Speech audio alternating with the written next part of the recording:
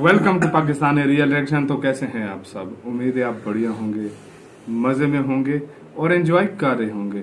मेरा नाम है मुदस्सिर, मैं हूं बशीर। सो गाइस, आज की वीडियो बहुत ही ज़्यादा एक इंटरेस्टिंग होने लगी है।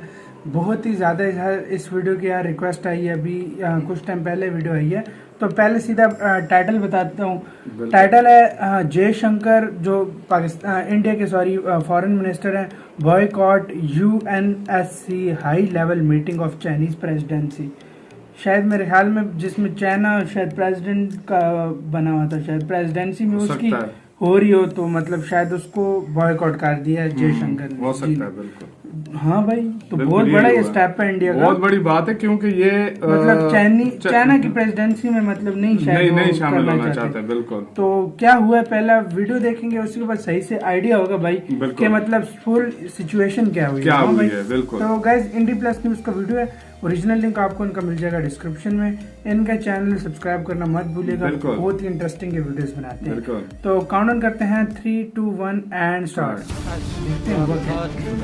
देखते हैं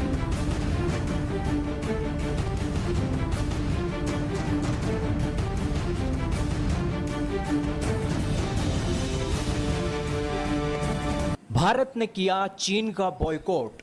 United nation of security council की चीन की अध्यक्षता वाली मीटिंग में जयशंकर जी नहीं हुए शामिल। नमस्कार दोस्तों, आप देख रहे हैं इंडी प्लस न्यूज और इस वक्त की सबसे बड़ी खबर आ रही है United nation of security council से। दोस्तों, United nation of security council का भारत इसी साल ही नॉन परमानेंट मेंबर बना है और इन सब बातों के बीच भारत ने चीन को आज सख्त संदेश दे दिया है। एक्सपर्ट्स का तो ये मानना है कि विदेश मंत्रियों की इस मीटिंग में जो चीन की अध्यक्षता में हो रही थी, भारत के विदेश मंत्री सुब्रमण्यम जयशंकर जी ने इसका बॉयकॉट करके बहुत अच्छा किया है और भारत और चीन के तनाव को हाईलाइट किया है United nation of security council में। हालांकि कोविड-19 के कारण ये मीटिंग वर्चुअल तरीके से होने वाली थी, लेकिन वर्चुअल तरीके से भी भारत के विदेश मंत्री इस मीटिंग में शामिल नहीं हुए हैं। दरअसल ये पूरा यार क्या बात है दोस्तों, चीन की अध्यक्षता वाला ये महीना चल रहा है। इस महीने में चीन के विदेश मंत्री डिसाइड करेंगे, चीन के अध्यक्ष डिसाइड करेंगे कि United nation of security council में कौन से मुद्दों पर बैठकर बातचीत होगी। और इन सभी चीन के विदेश मंत्री ने इसी शुक्रवार को अपनी अध्यक्षता में एक मीटिंग बुलवाई थी, जिसमें दुनिया के 14 देशों के विदेश मंत्रियों ने हिस्सा लिया था, भारत को छोड़कर। हालांकि ऐसा नहीं है कि भारत की तरफ से कोई भी ऑफिशियल इसमें शामिल नहीं हुआ। भारत की तरफ से विदेश सचिव हर्षवर्धन श्रृंगला जी ने इसमें एक हिस्सेदारी डाली थी। लेकिन दोस्तों, आप सोचकर देखिए कि जहां पर विदेश मंत्री को होना चाहिए वहां पर विदेश सचिव बैठा है, तो जाहिर सी बात है कि जिस देश की अध्यक्षता में ये मीटिंग हो रही है, उस देश के साथ जिस देश ने ये एक बॉयकॉट किया है, वो एक साफ संदेश देना चाह रहा है। हालांकि चीनी विदेश मंत्री की अध्यक्षता वाली ये मीटिंग पहली है और इसके अलावा चीन के विदेश मंत्री सोच रहे हैं कि 2 और इस तरीके की सिग्नेचर मीटिंग को और बुलाया जाए और इसी के साथ अफ्रीका और कोविड-19 के मुद्दों पर बातचीत की जाए। दोस्तों, भारत के विदेश मंत्री ने बॉयकॉट किया है, तो ये बॉयकॉट का एक एक्सपर्ट अंदाजा लगा रहे हैं कि भारत और चीन के बॉर्डर के तनाव को देखते हुए भारत के विदेश मंत्री ने इसका बॉयकॉट किया है।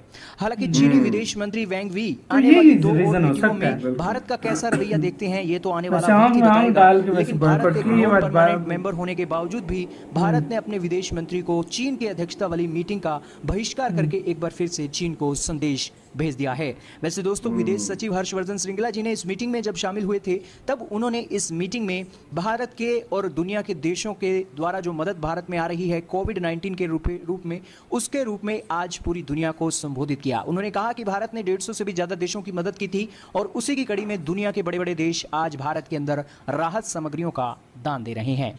आपका इस बारे में क्या मानना है?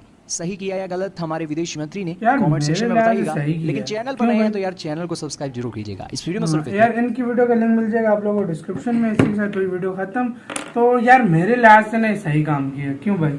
यार इस लिहाज से बेहतर किया ना कि क्योंकि देखो बॉर्डर टेंशन बहुत ज्यादा चल रही है चाइना के साथ। इसकी दूसरी बात यह है कि चाइना हर मुद्दे में जो है ना टांग अड़ाता है इंडिया के साथ। इसमें इसलिए इन्होंने इनको मतलब दिखाया है कि उनको मतलब क्लियर मैसेज दे दिया कि आइंदा से मतलब जो है ना अब हम आपके साथ डायलॉग वगैरह जिस तरह पहले चलते थे वो काम नहीं होगा।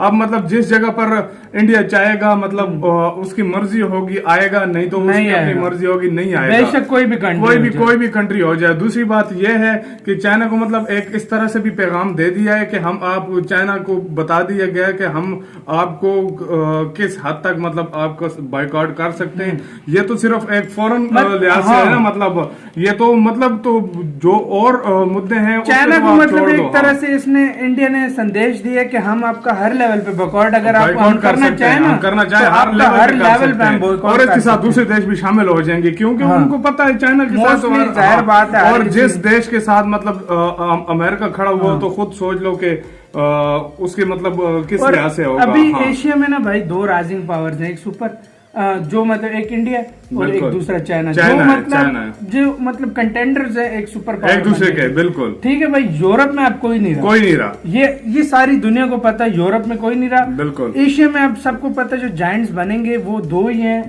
या चाइना या इंडिया। जिस तरह आज से 200 साल अंग्रेजों से पहले मतलब पहले थे। बिल्कुल यही बात है। हाँ। तो ये पूरी दुनिया को पता है अब कहानी की ये होगा, होकर ही रहेगा। बिल्कुल। तो अब वो जो सिस्टम है ना भाई ये चेंज हो रहा है।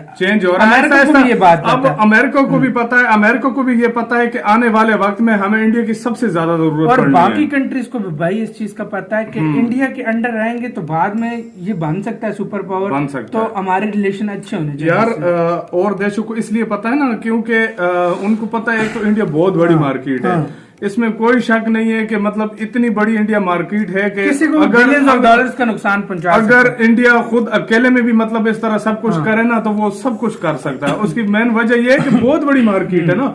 एक चलो 10 करोड़ 20 करोड़ के देश भी मतलब अच्छे माने जाते हैं, लेकिन फिर भी ये देखो कि इंडिया इतनी बड़ी आबादी है, इतना ज्यादा चीजें देखो, सबसे ज्यादा चीजें इंडिया एक्सपोर्ट करता है, चाहे वो खाने पीने के हो, कोई भी चीजें हो, मतलब इम्पोर्ट भी उधर से करता है। मतलब बिजनेस भी है, इन्वेस्टमेंट आती है इंडिया में, क्योंकि उनको अपना चाहिए, मतलब अपना मुफाद है उनका। इसी वजह से एक काम ये बहुत अच्छा भाई किया चाइना को बाइकआउट करके बहुत अच्छा ये लगता है। ये मीटिंग होती है कभी मतलब फ्रांस की वो होगी, फिर इसमें पता है क्या, इसमें जो वीटो पावर कंट्रीज है तुम्हें पता है क्या हुआ था इसमें? इन्होंने कहा था कि चाइना मतलब बैठे करेगा, ये डिसाइड करेगा कि हमने किस किस मुद्दे पे बात करनी है। मतलब ये वही होती है ना, वीटो पावर कंट्रीज होती है, उनका अपना एक बारी आती है। बिल्कुल 7 देश होते हैं, बिल्कुल। 5 देश हैं, 5 देश। मतलब जो अमेरिका हो गया, रशिया हो गया, चाइना हो गया, फ्रांस हो गया और ब्रिटेन हो गया। मतलब ये अपने अपने ये डिसाइड करते हैं। तो ये इस टाइम ये बारी थी मतलब चाइना की, और इंडिया का वो बैठा ही नहीं फॉरेन मिनिस्टर। इंडिया ने उनको साफ बता दिया कि हम एक सिर्फ हर जगह पे जो है ना आपको इसका हम बाइकआउट कर सकते हैं। बहुत अच्छी बात है। आप इसके बारे में क्या कहते हैं? आप अपनी राय हमें कमेंट सेक्शन में दें। मतलब आप क्या सोचते हैं, सही किया कि गलत किया? इधर वीडियो खत्म करते हैं। अपना बहुत बहुत ज्यादा ख्याल रखना। तो यार बाय।